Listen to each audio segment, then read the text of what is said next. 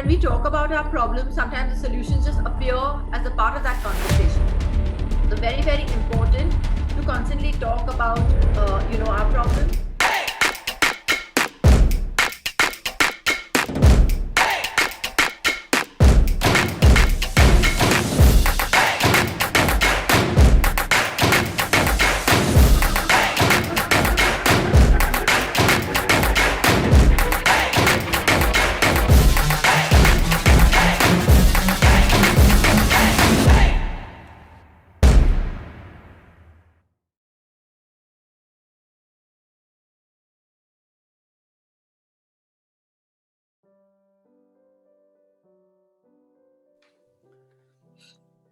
Greetings, ladies and gentlemen. Today it is an honor and a pleasure for me to introduce you all to this very particular session where we are going to know more about the deep-rooted problems behind student suicides.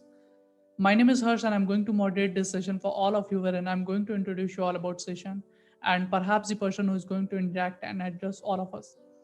First of all, I request you all to kindly acknowledge and welcome the presence of our esteemed guest, Madam Pia Marker, who is here with us. I would like to request all the persons, those who are watching this session on YouTube, to kindly upload in the comment section and welcome the presence of our guest. Madam Pia Marker currently holds the position of head of a school for the children having learning difficulties at the Aditya Birla Integrated School, Fort Mumbai. She was named one of the India's 50 Achievers Under 50 in January 2021. She was the head of a school for one of India's first school for children having learning disability. So, first of all, ma'am, I welcome you to in this session. Thank you so much for joining Thank you, and Harsh. thoughts. Thank you. Thank you, ma'am. So, moving to the topic of today's session, which we have chosen is student suicides. What are the deep-rooted problems? Ma'am, India has one of the world's highest suicide rates among youth. According to ASOCHAM survey, 72% of the students in India don't know how to handle pressure. Ma'am, my very first question to you is why is suicide so common among school and college students? Uh, so I think that the reason why suicide is so common among students, whether it is school or college, is that the pressure on students today is much more than the pressure that we faced. Even if a child gets like a 93% or a 94%, which is a absolutely fantastic grade, there's no guarantee they will get into a college of their choice. So, of course, there is going to be pressure and there's going to be stress because there is no scope for error. There is no scope for anything short of perfection in today's day and age for students. So, that, of course, causes a great deal of stress and pressure. And not everyone can score those high percentages. So then dreams are broken, children feel demoralized. There are a lot of children or parents who put in all their resources into that particular exam in the hope that their child will get into a particular college or university and then get a job, where the families can be supported, and then all those dreams are not fulfilled, and that leads to that feeling of is it worth it to do that. So that's why we're probably seeing a high rise in suicides among youth. All right, ma'am. I think you have very clearly means explained why these suicide rates are growing rapidly and why we have seen this means the graphs are changing drastically. Ma'am, what we have seen is addressing mental challenges needs in school is critically important because 1 in 5 children and youth have diagnosable emotional, behavioral, or mental health disorder, and 1 in 10 young people have a mental health challenge that is severe enough to impair how they function at home, school, or in the community. Ma'am, do you think mental health matter in schools? Many estimates shows that even though mental illness affects so many of our kids aged 6 to 17, at least one half, and many estimate as many as 80% of them do not receive the mental health care they need. What are your views on this? So to begin with, yes, there are these issues, and many children are not being addressed. But I'm very happy to say that the Aditya Birla Integrated School is actually one of the first schools that started a mental health curriculum and program for all students in the school. What happens in regular schools is that you have a counselor sitting in a room, and if you have a problem, you go to the counselor, and there is a lot of taboo or stigma attached to that. So what we've done in our school is that we've created a curriculum which is now been worked upon by the center that we also have called Empower, where they've worked on a curriculum, and that's being given to schools to employ a mental health curriculum for all students from grades 1 to grade 12. So mental health has become a part of the curriculum in a school like ours. A lot of schools in Mumbai have started adopting our curriculum. So the more and more schools, in the country, in other cities, any other parts of the world want to adopt a curriculum like ours, I mean, we'd be happy to talk to them about it, because it's very important to actually start these conversations about mental health. Everybody has problems. There's not a single human being in this world who doesn't have problems. So there's no reason to be ashamed about it. It's better to speak to somebody who can guide you and put your thoughts in perspective, rather than reach a point where you feel despair. So mental health needs to be addressed. Like you said very rightly, it's in very young children as well, where they're not able to attend school, they become dysfunctional. So why should we, reach that point? Why not equip them to talk about their feelings and then to deal with the issues or the problems that life throws at them? Indeed, ma'am. I think it's an excellent initiative led by the Aditya Birla Integrated School, and I think this is the idea. This is something we all need to genuinely appreciate. Ma'am, my next question to you is: while many people think of virtual reality as a technology for the eyes, in truth, VR is a technology that allows us to interact with computer-generated world using our bodies. By creating the illusion of presence, VR lets you feel as if you are truly in a place that you can reach out and touch. Over the next 10 years, we will see this change radically because of a secret that no one wants to admit. VR is a medium for children, no one likes to say this, because of the fears about how long term use of VR and AR might affect children's developing eyes and minds. These are the valid concerns, and there are some same ones we saw at the inception of televisions. And like with the television, technology will be so appealing to children and it will be difficult to keep them away from it. Ma'am, what are your views on this? So my views actually may be a little bit different. I am somebody as a person who believes in moving with the times. It doesn't make any sense to tell children, we did this when we were small, or we did that when we were small. Their reality is very different from ours, and technology is a huge part of their reality. All right. So even in terms of television, when we were growing up, we had to wait for a Sunday evening, a particular time to watch a movie. And, if you didn't, you were not available at that time, you missed it. Now, even for us as adults, I mean, you have technology at your fingertips. We are watching television like your Netflix or Prime or Hotstar. We don't have the patience to watch television with advertisements anymore. We want the timings of what we are watching and our entertainment to suit us, rather than us adjusting ourselves to that timing or that schedule in terms of television. So whether it is virtual reality or augmented reality, it's very, very important to teach children balance and moderation. Okay, so it is absolutely all right to enjoy all the inventions of the current age. Technology has made our life easy. I mean, we've all successfully run a school online for 1 year, and it looks like we'll have many, many more months to go. And children are learning remotely. It's working across the country. Even if children who go to simpler schools or municipal schools, they're all learning online. So technology is not the villain.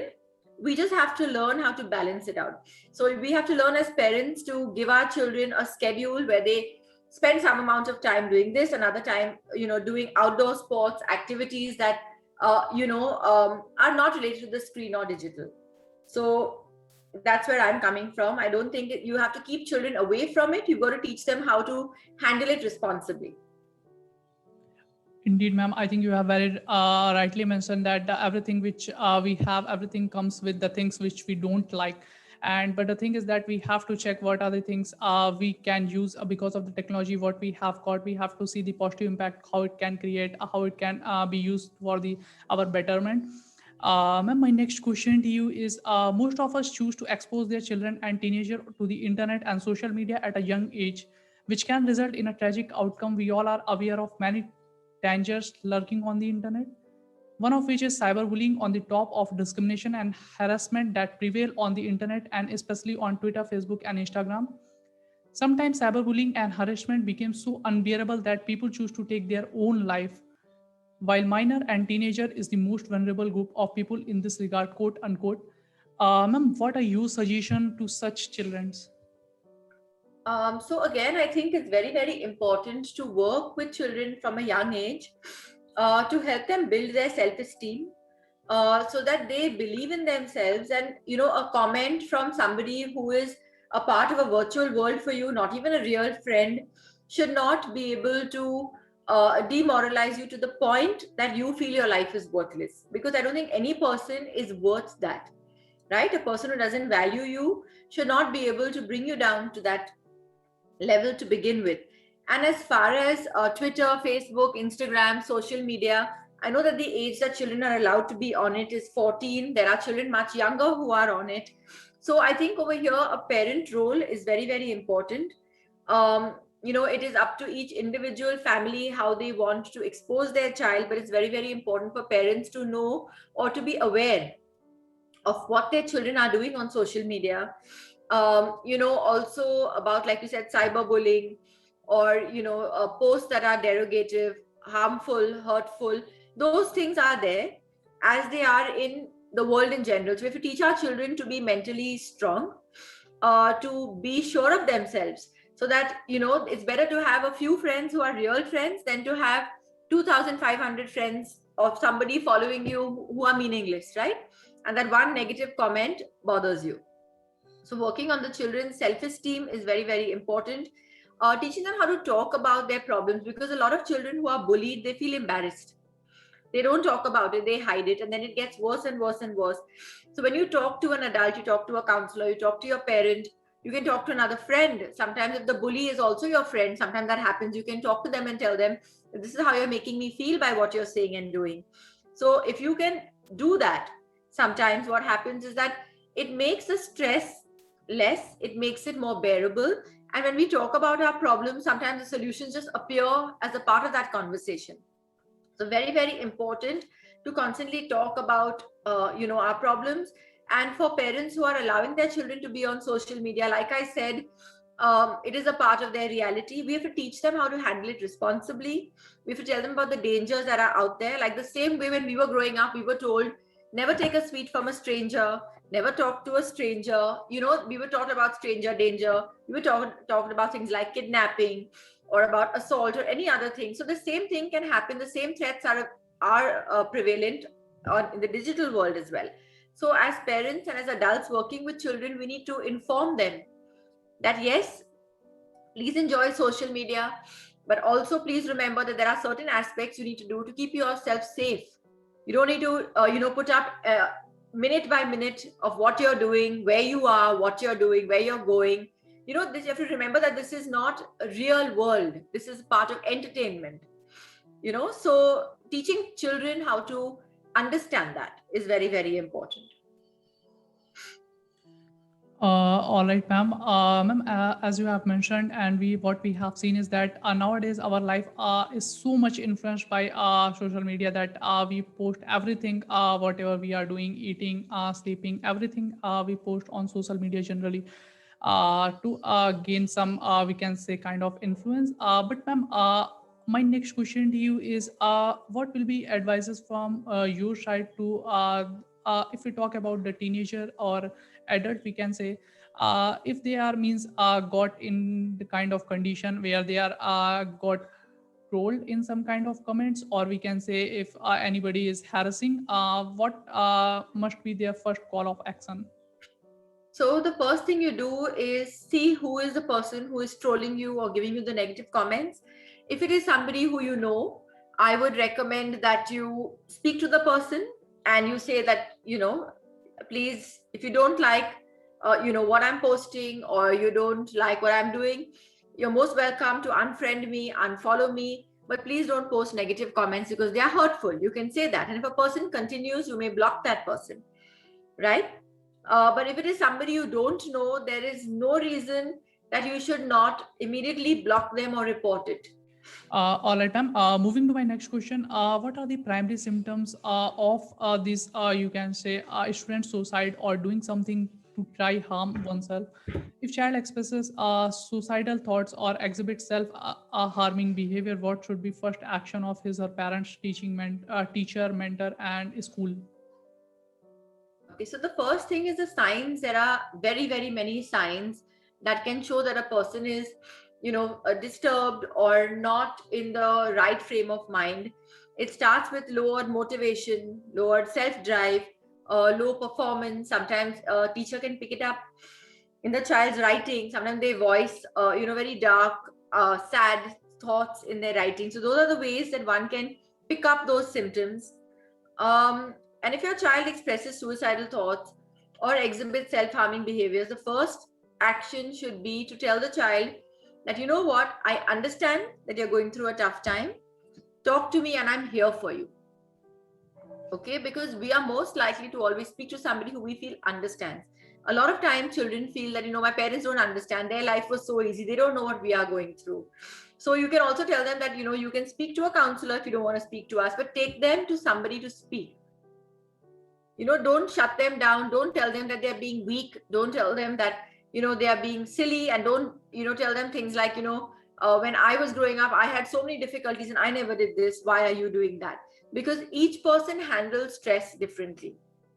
So it's very important for the person to feel understood and the person to feel supported. The minute I feel that somebody supports me, it makes me stronger enough to deal with whatever it is that is going on. Indeed, ma'am. Ma'am, my next question to you is, as you have, I think, already covered, but again, I'm asking you, what can be the essential steps a parent, teacher, government, school, and mentor can take to prevent children's suicide? And as you have taken the example of the initiative led by the Aditya Birla Integrated School with Empower to teach students about the mental health, which means teaching mental health, what can be the other steps to means empower them? So I think normalizing conversations, not saying that, no, this is nothing to talk about at this age. Why are you talking about death? Or why are you talking about, suicide? Now, the thing is, if you look at a newspaper today, or you look at anything, you open the newspaper, there's definitely going to be information there that is negative, which children are reading. Okay, so they'll read that there was suicide, they will read about rape, they will read about frauds. I mean, you look at the newspaper, there's very little good information out there, or rather positive information out there, right? There are so many things that are worrisome that are out there. So it's very important to normalize the conversations. Let these words not be taboo words. It is okay to talk about death. It's okay to talk about suicide. You have to normalize the conversation in an age appropriate way. You don't have to talk about the details of suicide with a child very young who wouldn't understand it, but you have to normalize it by just giving them age appropriate information so that it doesn't become alarming. So tomorrow, if a child is feeling something, they've heard it, they relate to it, and there has been a conversation around it, so they're not scared to approach the people, the grown-ups in their lives, whether it's their parents, their teachers, their counselors, to kind of seek help. So I think very, very important is to start discussions about mental health at a very early age, whether it is about, parents separating or getting divorced, whether it is about, problems in a home, which could be financial, anything. I mean, it's good to involve your children in conversation so that they do understand that problems are normal and they see you handling problems in a normal, positive way. And that's the only way we can role model to our children, right? Because if I have a problem and I break down and I'm not able to handle it, my children think that's the way to cope. But if they see that, yes, mom and dad have problems and this is the problem that they have, but look at, I mean, yes, they're upset or yes, they are stressed, but they have still managed to work, they've still managed to speak, they've still managed to do things and strongly manage it. It gives children coping mechanisms, gives them role models to deal with things. So I think it's very, very important for parents, teachers, schools, mentors, everybody working with children to kind of take these steps to make these conversations normal. And as far as the government is concerned, I would recommend that they would adopt curriculums like this, so that it just becomes normal for children to talk about the realities out there. Indeed, ma'am. I think it's an excellent answer from your side, and I think the viewers who are watching this session, they are surely going to find this insightful. Not only I think, but I do strongly believe this, ma'am. Moving to my last question of this session, actually, I have got this question from one of my subscriber. He's asking that how do you see the role of open playground in the role of children, physical as well as mental development? An open playground. Yes. So honestly, there are some things that are irreplaceable, and I think just free play is something that a lot of children don't have the time to do or don't have the chance to do, either because it's not possible in their buildings, it's not possible in the schools. But I think that just running and playing without structure, children are in very many classes nowadays. They'll go for football class and basketball class and cricket class. They're just not left to play freely. So I think an open playground, any child, if you put a child from anywhere, any socioeconomic status, on an open lawn or a playground, they will have the best time ever. So I think those are things that, I think that are great. If there is an open playground, it's great. Once you exercise and you run and play and you laugh with friends, you just come back feeling better, right? It releases happy hormones. And I think it's great for you mentally and physically. Indeed, ma'am. It was again a very wonderful answer from your side, or rather say, it was a wonderful advice from your side to all those parents, those who are watching this session. Thank you so much, ma'am, for joining and giving your important time. It was a very healthy discussion with you on the topic. We look forward to conduct more such session with you in future. Thank you so much, ma'am. Thank you so much, Harsh, for having me. And just to mention to you and to your viewers that I have also started writing a parent blog on my Instagram page, where I do hope to reach out to parents and just give them, a little advice, a little insight, about parenting. I'm a parent myself as well as an educator. So, taking both those roles and putting them together, I'm hoping to reach out to parents and help them along their journey. So do request you all to follow me at Pia Marker on Instagram. And I look forward to very many more sessions like this. Thank you so much, Harsh. Thank you for having me. Indeed, ma'am. It's an excellent initiative, and all the viewers those who are watching this session, they can find the link for her Instagram in the description of this video. Thank you so much, ma'am, for joining. Thank you. Thank you, Harsh. On the ground is where I stand. Never give up, that was always the plan. It's so cold outside, I'm alone